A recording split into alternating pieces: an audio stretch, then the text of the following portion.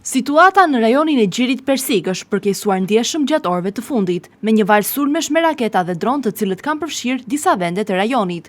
Përplasjet e reja vinë në një kohë kur përpjekjet diplomatike mes Shteteve të Bashkuara dhe Iranit nuk kanë prodhuar rezultat konkret, duke rritur kështu shqetësimet për një zgjerim të konfliktit. Sipas informacioneve të publikuara nga autoritetet lokale, një sulm me raketa ka goditur zonën e aeroportit ndërkombëtar të Kuvajtit, duke shkaktuar dëme materiale dhe plagosje. Si pasojë, fluturimet janë pezulluar përkohësisht, ndërsa disa avion janë devijuar drejt aeroporteve të tjera. Kompania kombëtare Kuwait Airways njoftoi ndërprerjen e përkohshme të operacioneve deri në rivlerësimin e situatës së sigurisë. Bahreini raportoi se sistemet e tij mbrojtëse ajrore kanë interceptuar me sukses disa raketa dhe dron të lëshuar drejt territorit të vendit.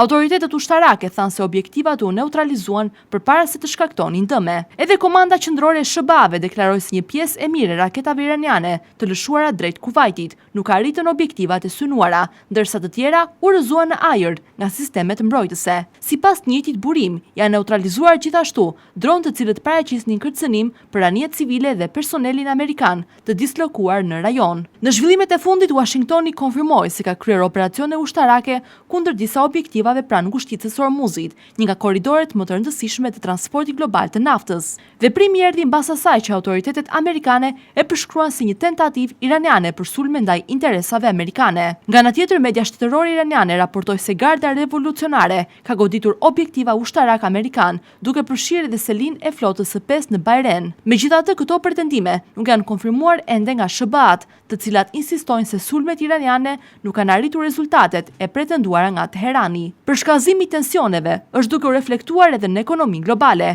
Tregjet e energjisë reaguan menjëherë me çmimet e naftës, të cilat shënuan rritje mbi 1%, mes frikës së konflikti mund të ndikojë në furnizime ndërkombëtare me energji. Në planin diplomatik mbetet ende pa qartë nëse ekziston një hapësirë për dialog.